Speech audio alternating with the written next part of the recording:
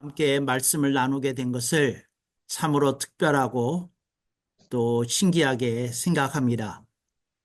그 하나님의 은총이 우리 모두에게 임하는 시간이 되고 우리가 귀한 은혜를 나눌 수 있기를 간절히 소망해 봅니다. 아멘. 오늘 말씀이 여러분에게 친수가 마태복음서 13장 45절로 46절에 있는 천국의 비유 가운데 진주의 비유입니다. 그런데 여기서 우리가 조금 생각해 봐야 될 것이 있는데 그게 뭔고 하니 그 예수님이 직접 말씀하신 천국의 비유는 굉장히 소중한 진리를 담고 있는데 그 진리 속에 우리들이 좀 새겨야 되고 깊이 숙고해야 될 여러 가지 주제들이 그 안에 있습니다. 그런데 그 천국의 비유는 그 두 가지 면에서 우리에게 도전을 줍니다. 근데 어떤 도전을 주느냐 하면 첫째는 천국의 비유를 모르는 사람은 없는데 천국의 비유가 신학적으로 난제로 분류된다는 겁니다.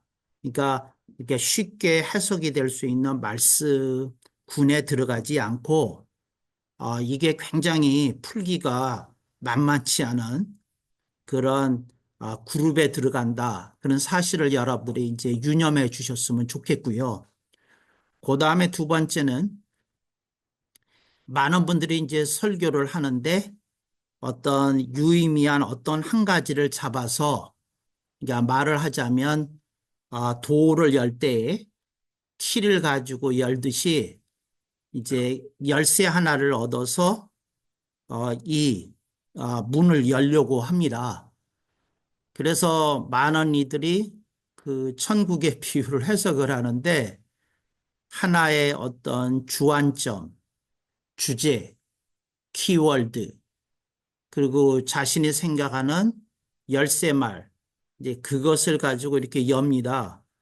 근데 그렇게 그 어떤 특정한 개념을 가지고 이 그 천국의 비유들을 문을 열면 억지로 들어갈 수는 있겠어요. 그런데 본문에서 사용된 모든 단어 하나하나를 살려내지는 못합니다. 그러니까 내가 한 편의 설교를 써서 그 회중에게 전달하는 장치로서는 되겠는데 거기에 쓰였던 표현 하나하나가 다 살아나게 하려고 하면 그걸 다 되살려내기가 쉽지 않습니다. 그래서 되살려내기가 쉽지 않기 때문에 신학자들은 천국의 비유를 난제라고 부르는 것이고요. 그 열쇠말을 얻어서 도를 열듯이 열고 들어갔던 분들은 천국의 비유를 좀 쉽게 생각하고 또 그것을 통해서 교인들에게 감화가 일어났기 때문에 이건 그렇게 난제로 부각이 되지 않는 측면이 있습니다. 근데 신학자들이 고민하는 건 어떤 측면인고 하니 거기에 나타난 단어 하나하나, 문장의 배열, 그리고 또 더 나아가서는 전체 천국의 비유라는 퍼즐에서 이것이 차지하는 위치, 뭐 이런 것까지 고민하면 그렇게 만만한 건 아니고 쉬운 것도 아니고 어렵다. 이제 이렇게 말씀을 드릴 수 있겠습니다. 그래서 제가 오늘 이제 강의를 하게 됐는데 제가 사실은 2020년 9월 7일에 그 줌으로 신학 강의를 시작했습니다. 그래서 KWMI는 이제 세 번째 플랫폼이 되고요. 제가 첫 번째, 두 번째 선교 플랫폼을 통해서 이제 세 번째 플랫폼에 왔는데 그때 처음에 2020년 9월 7일에 제가 이렇게 천명했습니다. 하나님이 허락하시면 앞으로 저는 신학 100강을 하겠습니다. 그래서 100강까지는 성령님이 부담을 주었으니까 하겠고 100강 이후에 내가 더 해야 되는지 어떻게 해야 되는지는 좀 고려해 봐야 되겠습니다. 그리고 이제 달려왔습니다. 근데 신기하게도 바로 오늘이 그 제 100강을 채우는 날입니다. 2024년 12월에 이렇게 100강을 채우게 된 걸 참으로 기쁘게 생각하고 그 의미가 만만치 않다고 생각을 합니다. 제가 100강을 강의를 시작을 할 때에 제가 100강의 주제를 이렇게 선정해 놓은 게 있어요. 근데 그 가운데 이제 어떤 거는 좀 뒤로 밀렸고 또 필요에 의해서 성령 감화주는 어떤 것으로 채워지면서 이렇게 이제 100강을 채웠습니다. 그래서 제가 이제 이것들을 요약해서 이제 책으로 이렇게 여러분들에게 이제 차례로 이제 좀 선보일 드릴 겁니다. 이제 그런데 이제 그 전에 이제 말씀을 드린 건 제가 신학 강의를 시작했을 때 전체적인 전략을 짜고 강의를 해왔다. 그리고 중요한 100강을 선정한다면 뭐가 될까 이렇게 생각하면서 강의해왔다. 이제 이 말씀을 드리고 싶어서 오늘 100강이라는 걸 강조하면서 이렇게 말씀을 드리는 것이고요. 그리고 저는 이것을 계기로 삼아서 그 만약에 어떤 다른 또 하나님의 그 부르심이 있어서 또 그 새로운 100강을 한다고 그러면 어떤 그 100강의 그림을 가지고 이렇게 나아가야 되느냐 이제 하는 고민을 하게 되고 있습니다. 여러분들도 그러하시겠지만 저는 윤석열 대통령 계엄령 사태에 엄청난 충격을 받았어요. 그래서 그 일이 있은 화요일 이후로는 이렇게 밥도 잘 먹히지 않고 잠도 잘 오지 않고 이게 정말 또 다른 의미의 비몽사몽, 내가 몸 안에 있는지 몸 밖에 있는지 모를 정도로 이 대한민국과 우리 배달민족의 미래에 대한 고민이 아프게 저를 후벼 팝니다. 그러면서 이제 정신이 하나도 없는 건, 이런데 그 신학 강의를 하는 게 무슨 의미가 있나? 또 내가 지금 절실한 그 국가적 과제를 앞두고 신학의 어떤 소주제나 그냥 차근차근 다뤄나가는 게 내 소임이 맞나? 도대체 내가 서야 되는 자리는 뭔가? 이제 이런 복잡한 생각이 저한테는 있어 왔습니다. 그래서 저는 그 목회를 하든지 강의를 하든지 이렇게 생각하고 살아왔어요. 이제 여러분들이 말씀을 듣기 전에 이런 걸 들어두는 것도 이제 신학자가 뭘 고민하는지 뭘 생각하는지 면모를 들여다볼 수 있으니까 이렇게 참고가 되리라고 생각이 됩니다. 여러분이 그냥 설교는 많이 들으시잖아요. 또 강의도 많이 들으시고 이게 그런 기기가 되기를 바랍니다. 그래서 저는 어떻게 살아왔느냐면 나는 나에게 하나님이 주신 vocation 그 부르심에 맞게 내 소임만 하자. 사람마다 그릇이 있는데 내 그릇이 이것이니 난 내 그릇에 충실한 것만 하면 된다. 이제 그래서 저는 평생 공부를 했고요. 평생 목회를 했고 평생 신학교와 교회에서 목회자들에게 가르쳐 왔어요. 근데 나라가 너무 정말 뭐라고 설명할 수 없는 아픔을 주는 걸 보면서 이렇게 자기 그릇만 생각하고 소임을 살아온 게 맞는 건가? 진짜 큰 그림을 그리고 무슨 도전을 해서 대한민국이 여기까지 오지 않도록 무슨 방파제를 세우는 일을 뭐 해왔어야 되는 건가? 그러니까 저는 그냥 내 할 일만 하면 된다고 생각하고 이렇게 왔는데 그래서 한 개의 건강한 교회는 세워졌어요. 그리고 많은 것이 증명이 됐고요. 근데 이 한 개의 건강한 교회가 대사회적 영향력이 전혀 없으니까 이 뭐 국가와 민족이 위기에 처했을 때 너무 무능하고 무력한 거예요. 저는 여러분이 무능하고 무력하다고 얘기하는 중이 아니고요. 제가 무능하다고 무력하다고 느껴지는 거예요. 그래서 이게 뭐냐? 이제 이렇게 생각을 했죠. 그리고 이제 오늘 천국의 비유는 오래전서부터 백강의 주제로 선정된 것이었어요. 그때 제가 잠시 그 백강의 주제가 계엄령 사태에 준하여 뭐 다른 거로 바꿀 필요는 있는 건가 하고 이제 고민을 좀 했는데 제가 묵상을 했더니 성령님이 이거 하는 게 맞다고 그런 부담을 주셔서 이렇게 하게 되었다. 이제 이 얘기입니다. 오늘 뭐죠? 마태복음서 13장 45절로 46절에 진주의 비유, 이제 오늘 일단 이렇게 부르겠습니다. 진주의 비유에서 놀라운 사실은 이게 전문이라는 겁니다. 홀 텍스트. 그러니까 이게 전문이에요. 본문 전체 딱 두 절이. 그러니까 예수님이 어떤 진리를 말씀하시는데 한 문단을 필요로 할 때도 있으셨는데 이렇게 아주 심플하고 간결하게 우리에게 툭 하고 던지시더라는 거죠. 그렇다면 진주 목걸이의 진주 한 알 한 알처럼 주님이 그 단어 하나하나, 표현 하나하나를 그 이 짧은 하나의 문장 속에 다 담아 두셨지 않겠는가 하는 게 제 판단입니다. 그러니까 예수님은 이걸 아주 고도의 방정식 같은 문장을 갖다가 탁 하고 던지신 거예요.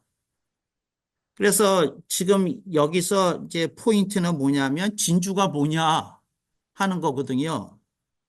그랬더니 많은 분들이 제가 이제 가장 많이 들었던 그 답변에 대해서 말씀을 드리겠어요. 먼저. 진주는 예수님이다.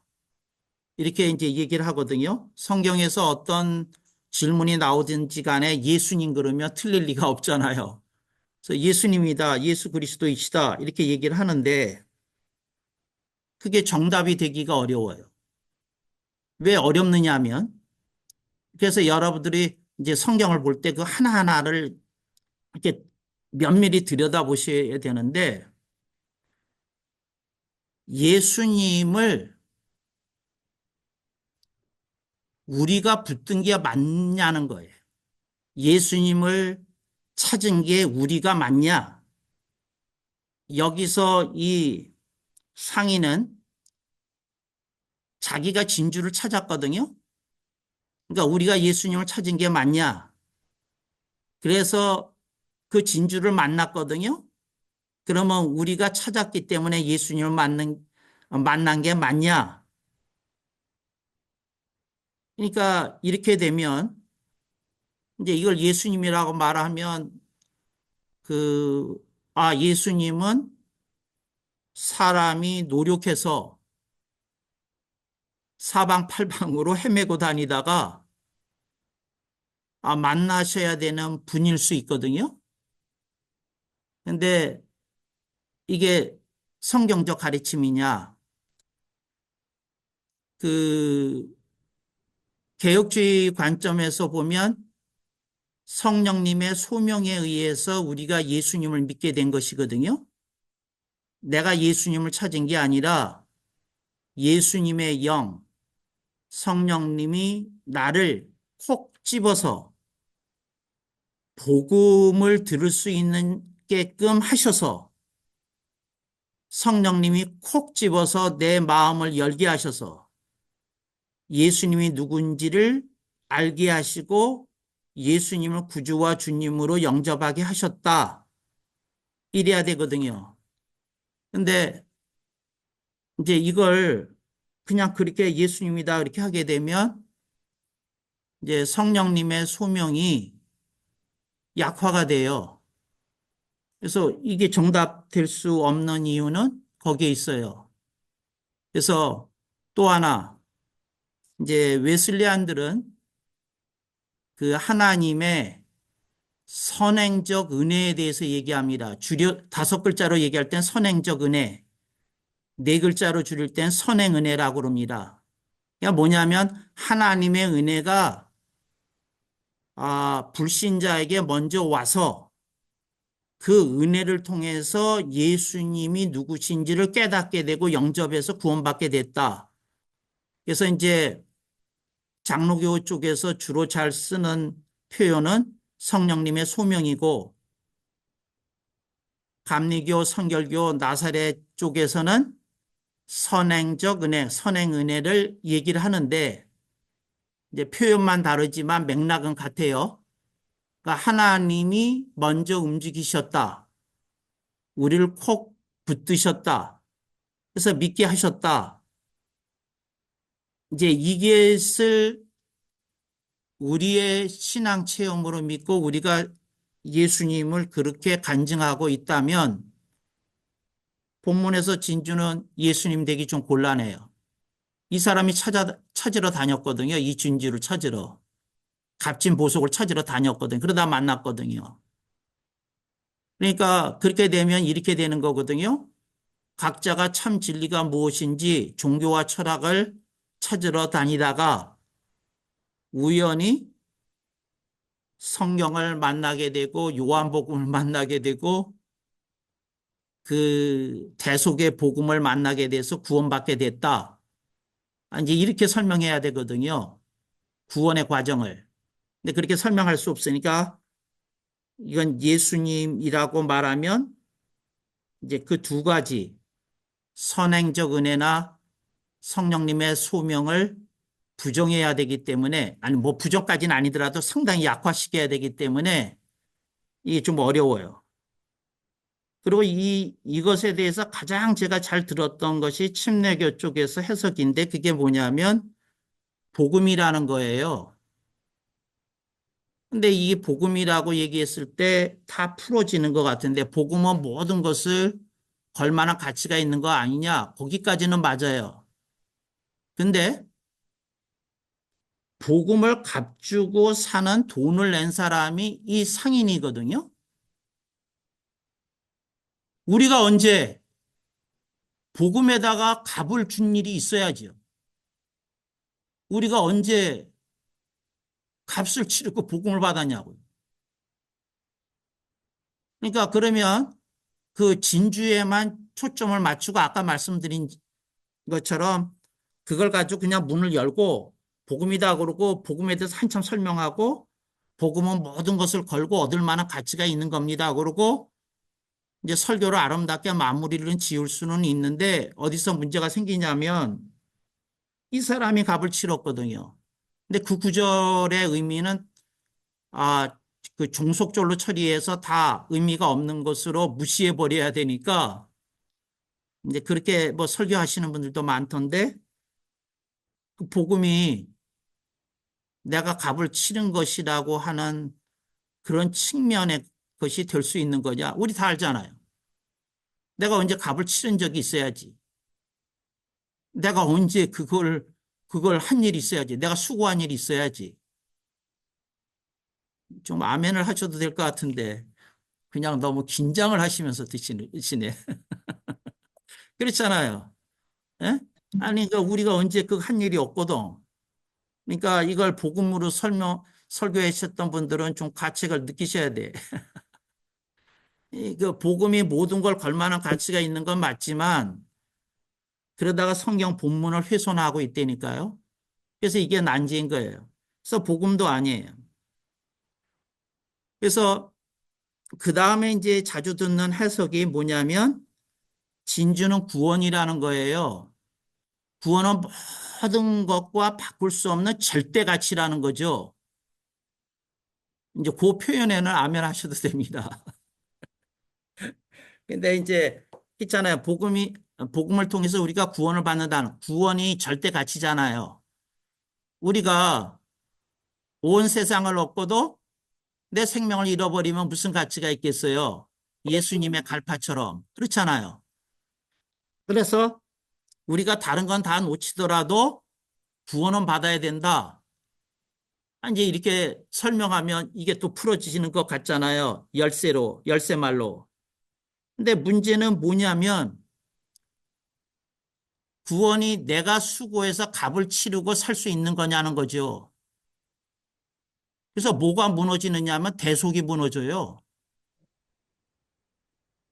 우리는 구원에 대해서 아무 한 일이 없거든. 예수님이 다 하셨지. 또 아멘을 안 하시네. 내가 아멘. 내가 아멘. 그러니까 아멘. 우린 전혀 한 일이 없거든. 눈꽃만큼도 이렇게 바람에 날리는 때만큼도 한 일이 아무것도 없거든. 아멘, 아멘. 다 하나님이 하신 일이고 하나님이 주신 것이고 거저받은 아멘. 것이고 뭐 설명할 수 없는 감당할 수 없는 은혜를 우리가 구원받은 거거든. 근데 아멘. 그걸 절대 가치라고 설명하면서 구원은 우리가 모든 것을 희생하면서까지 지킬 만한 가치라고 설명하면 가치를 설명하는 그 뜻은 이해가 되지만 그 설명하면 할수록 대속의 의미를 훼손시키고 있는 결과로 이어지고 있다는 것을 구원의 절대가치를 설명하느라고 훼손시키는 걸 설교자가 모를 수 있다는 거죠. 그러니까 이거 구원이라고 설명해도 종속절로 들어가 보면 이거 다 걸린다. 그래서 구원도 안 된다. 이제 그래서 세 번째 이것도 안 된다는 거예요. 그래서 네 번째로 사람들이 가장 많이 이걸 해석할 때 진준을 얘기하는 게 예수 생명이라는 거예요. 예수 생명. 이거 정말 우리를 막 들뜨게 하는 말이잖아요. 피가 끓어오르게 하는 말이잖아요. 예수 생명. 정말에. 아멘. 이거 하나, 붙들고, 주기철 목사님 순교하셨잖아요. 예수 생명 하나 붙들고. 그런, 순교자들의 삶이 우리 한국 교회에 절절히 흐르고 있는데, 근데 그래, 예수 생명이라고 그랬을 때도 또 문제가 뭐냐면, 내가 판단하고 결단해서 얻는 게 예수 생명이냐고요. 아니잖아요. 아멘. 내가 판단하고 결단 내리면 얻어지는 게 예수 생명이고 내가 좀 뭐 흐릿한 상태에 있어서 판단을 잘못하거나 결단을 잘못하면 뭐 잃기도 하고 얻기도 하는 게 예수 생명이냐. 그런데 이제 이 예수 생명을 설명하는 이들은 설명을 조금 하면서 뭐라 그러냐면 우리들이 목회 현장에서 선교 현장에서 각자의 생활 현장에서 체험한 얘기를 하는 거예요. 보니까 교회 잘 다니던 장로님도 안수 집사님도 권사님도 예수 생명을 잃어버릴 때가 있더라. 그분이 어떤 계기가 돼서 다시 또 예수 생명을 찾을 때도 있더라. 그래서 예수 생명이라는 게 불붙기도 하고 꺼지기도 하고 얻어지기도 하고 잃기도 할 수 있는 거다. 이제 이런 측면에서 개인적인 체험을 가지고 얻어진 간증 사례를 가지고 이것을 풀어요. 그러면 굉장히 감동이 되기는 하는데 문제가 뭐냐면 그게 성경적 진리냐는 거죠. 근데 성경적 진리가 되기에 어려운 것이 우리는 한 성령님의 인치심을 믿거든요. 근데 성령님의 인치심이라는 건 우리의 구원이라는 것은 그렇게 이뤄지거나 빼앗기거나 할 수 없는 거라는 뜻이거든요. 이 대목에서 아멘을 크게 하셔야 되는데. 아멘. 아멘. 그러니까 성령님의 인치심을 부정하는 결과로 이어지거든요. 그렇게 되면. 그러니까 그것도 또 아닌 거예요. 그래서 이 본문에서 진주가 예수님도 아니요. 복음도 아니요. 근데 이 말이 참 거시기하네요. 예수님이 아니라고 말하는 게, 복음이 아니라고 그러는 게, 구원이 아니라는 게, 예수 생명이 아니라고 말하는 게 참 거시기하네요. 근데 이 본문의 대답은 진주는 그게 아닌 것 같아요. 그래서 여러분들이 그걸 좀 찾아보세요. 이게 뭐 해야 되는지. 이제 그렇고, 그 다음에 우리가 성경을 해석함에 있어서 해석할 때 제일 처음에 배우는 명제가 뭐냐면 성경은 문자적으로 해석해야 된다는 거예요. 근데 그 말이 조금 어폐가 있거든요. 성경이 문자적으로 해석해야 된다는 말이 왜 어폐가 있는지를 말씀을 드릴게요. 오늘 본문을 문자적으로 해석을 하면 우리는 우리가 가지고 있는 집도 팔고 세간살이도 팔고 자동차도 팔고 진주 사야 돼요. 그게 문자적 해석이거든. 다 그 가진 것을 자기 소유를 다 팔아서 진주를 샀으니까. 그래서 우리가 문자적 해석으로 출발해야 된다고 얘기를 해야지. 성경을 문자적으로 해석을 해야 된다는 말에 도취되어 가지고 강조하게 되면 사실은 성경 해석에서 몇 걸음도 나가기 어렵거든요. 특히 이 본문 같은 경우는 진주가 우리에게 그 상징하고 비유하는 게 무엇인지를 우리가 찾아야 되는 것이지, 설마 주님이 우리 보고 보석 장사라고 그 값진 진주가 잘 나가는 대세니까 그거 찾으러 다니라고 그런 말씀 하신 것일 리는 없잖아요. 너무도 명백하게. 그렇다면 진주가 상징하는 것이 있고 진주가 비유하는 것이 있다. 근데 그래서 이제 그래서 알레고리 해석이 나오게 된 거예요. 왜? 명백하게 어떤 본문은 문자로만 해석해서는 다 풀리지 않기 때문에 그런 게 있거든요. 그래서 여러분들이 이제 문자적 해석으로 출발을 하되, 때로는 그 본문이 요구하는 것이라면 알레고리 해석을 해야 되는 경우도 의외로 많다. 이제 이걸 여러분들이 해석하면 좋겠어요.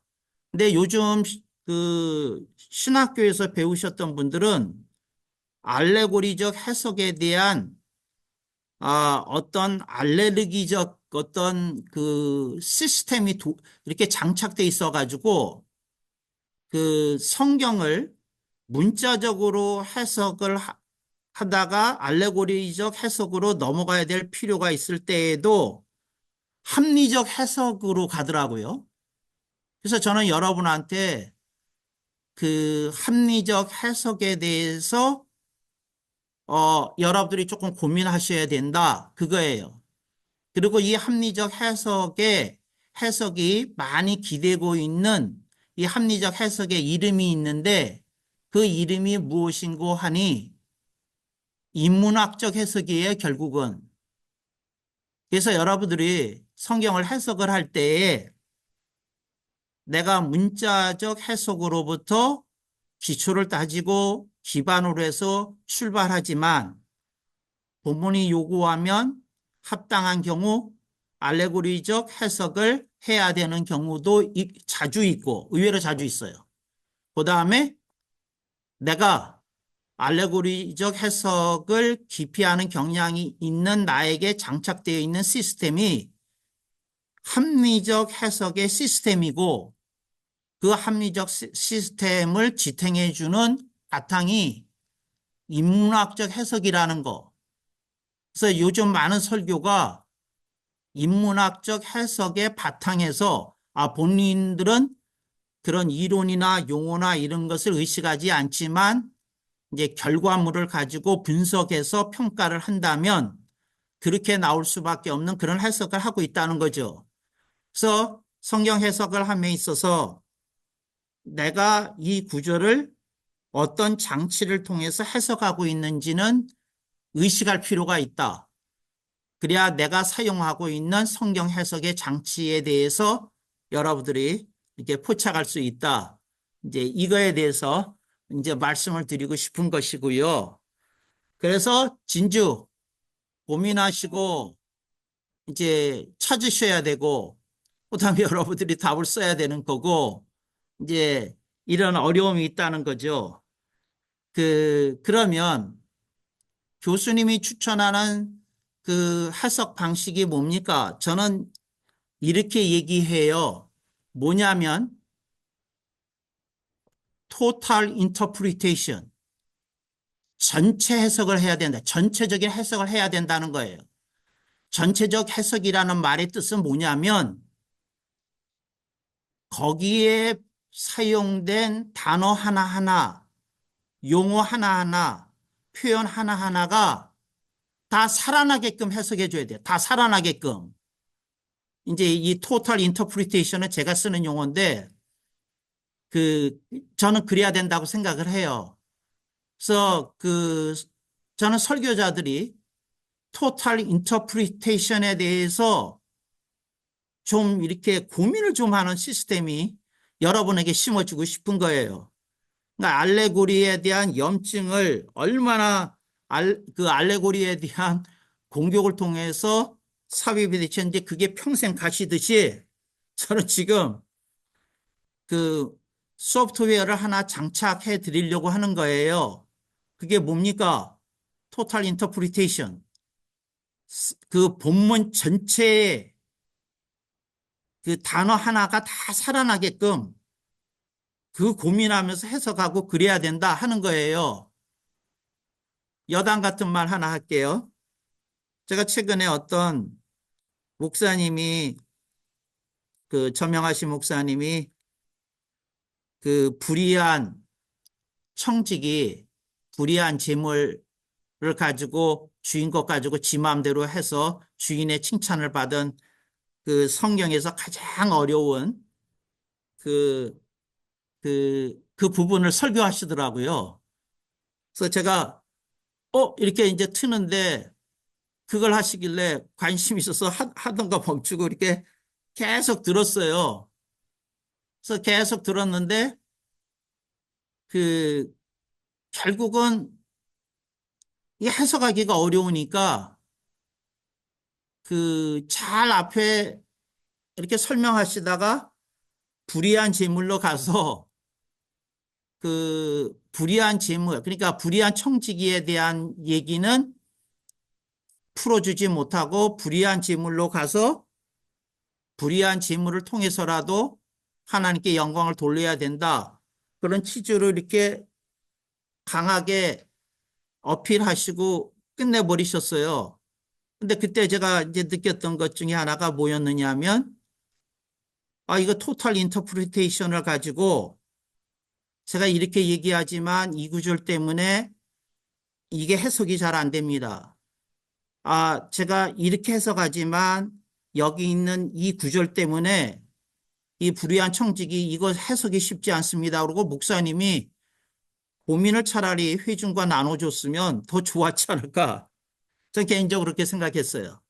모르는 거 모른다 그러고 이렇게 해석은 하지만 여기에 막혀서 그분은 그 용어를 이제 모르셨겠지만 제가 만든 용어니까 모르셨겠지만 토탈 인터프리테이션에 대한 고민을 좀 했으면 좋지 않은가. 그랬으면 좋겠어요.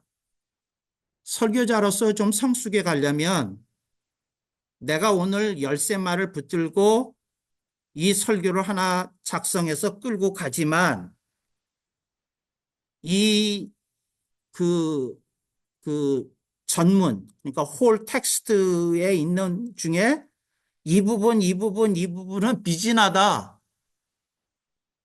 그 다음 기회에 내가 이거는 요 부분을 좀 공부해서 설교를 해야 되겠다고 고민하고 이렇게 체크되는 체크리스트가 있어야 되지 않나 저는 그렇게 생각하거든요. 설교자가 업그레이드 되려면. 근데 설교자들이 어떤 본문을 들고 한 달 혹은 한 주, 몇 주 이렇게 고민해서 설교를 하시는데 그리고 그 지나가시더라고요. 그래서 거기 미진했던 부분에 찜찜했던 것이 좀 살아 있어야 되는데, 그럼 다음번에 도전했을 땐 그래, 그 설교에서 이걸 강조해서 이 설교를 했는데 이 찜찜했던 부분, 이건 내가 어떻게 하지 하고 고민한 설교가 그걸, 그 본문을 가지고 다시 설교할 때는 한번 나와줬으면 좋겠는데 그런 생각을 하는 거죠. 그래서 그런 고민 좀 해야 된다. 그거 아프게 느껴지고 그래야 된다. 이제 그런 거죠. 이제 그런 거고, 그, 그게 우리한테 있어야 되지 않냐. total interpretation이 그 이렇게 고민이 되고 이렇게 했으면 좋겠다 하는 거죠. 그래서 좀 설교자가 고민이 되고 속이 좀 쓰려야 되고 아파야 돼요. 이거 안 되네? 이제 이러는 거죠. 그래서 그리고 본인이 리스트를 좀 작성해서 보셔야 되고 뭘 작성해서 보셔야 되느냐 하면 나는 그 구절에 내가 찜찜한 구절을 해석하기 위해서 주석은 몇 개나 보셨는지, 책은 몇 권이나 이렇게 좀 체크해서 펴서 읽으셨는지 이렇게 좀 보시라는 거죠. 이제 그렇게 말씀을 드리는 이유는 뭐냐면, 그런 찾는 과정 속에서 내가 여러 가지 그 하나님의 말씀의 본문의 깊이와 높이와 그 너비와 길이가 이렇게 확장이 되는 그 지평선을 넘어가는 어떤 체험이 일어난다고 저는 믿거든요. 그래서 그런 고민을 좀 했으면 좋겠다. 이제 그러는 거고, 그다음에 그랬더니 이제 여러분이 교수님 애간장 태우지 마시고 그냥 교수님 답을 알려주세요. 이제 이러는 분이 계시는데 제가 정답은 조금 미루면서 가장 근접했던 답을 알려드릴게요. 그게 뭐냐면 우리 그 개혁파가 가장 좋아하는 그 경구이기도 하고 그 표이기도 하고 금원이기도 한 솔리 데오 글로리아, 오직 하나님의 영광. 그러니까 오직 하나님의 영광을 위해서 우리가 전도도 하고 선교를 하는 거예요. 오직 하나님의 영광을 위해서 우리가 전 재산도 기꺼이 투척할 수도 있는 거예요. 하나님 원하시면. 우리가 그것을 위해서 스데반처럼 우리가 할지는 모르지만 목숨을 내어놓기도 하는 거예요. 우리가 그것을 위해서 우리의 건강을 주님께 바치기도 하는 거예요. 그래서 저는 이 진주를 가장 값진 가치라고 그랬잖아요. 제가 봤더니 하나님께 영광을 돌리는 것보다 더한 가치를 전 잘 모르겠어요. 그런데 하나님이 자신이 영광이 스스로 충만하신 분이신데 우리 개혁주의 1조처럼 하나님이 성도들의 예배와 삶을 통해서 영광 받으시기를 기뻐하신다는 거죠. 아멘 크게 하셔도 되는데. 아멘. 이제 그러니까 그거라면 우리가 값을 치른다는 표현이 되겠다. 하나님의 영광이라면. 그러니까 하나님께 영광 돌리는 그것을 위해서 우리가 우리의 모든 것을 바치고 드리고 그러면서 이제 그렇게 할 수 있겠다. 그래서 세상에 다른 아무것도 안 들어오고 이것이 우리의 눈을 꽉 채웠다. 우리를 감격하게 했다. 이제 이럴 수 있었으면 너무 좋겠다 하는 것이지요. 우리 한국 기독교사를 보면 초창기에 소중한 선진들이나 그 시기적으로 그때 피를 흘리셨던 분들이 있어요. 근데 그분들이 어떻게 하셨느냐 하면 자신의 피를, 자신의 몸을, 자신의 목숨을 기꺼이 하나님을 기쁘시게 하는 뭐 그분들이 구태여 이 용어를 거론하지 않았을지라도 그 삶을 통해서 하나님의 영광을 위해 자신의 모든 걸 걸고 바쳤다. 그럴 만한 가치가 있다고 느꼈다. 그래서 저는 가장 근접한 대답을 하나님의 영광, 여기에다가 뭐 하나 덧붙이면 솔리를 붙여서 솔리 데오 글로리아 이거 아니냐. 그리고 하나님의 영광이라는 말이 너무 부담스러운 분은 오직 한 분, 하나님을 기쁘시게 하는 것. 이렇게 표현해도 좋겠다. 그게 진주 아닌가. 그렇게 생각해 봅니다. 사랑하는 동역자 여러분, 사랑하고 존경합니다. 여러분을 기도하고 응원합니다.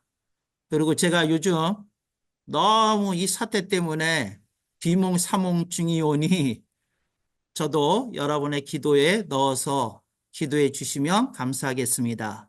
말씀 마칩니다. 감사합니다.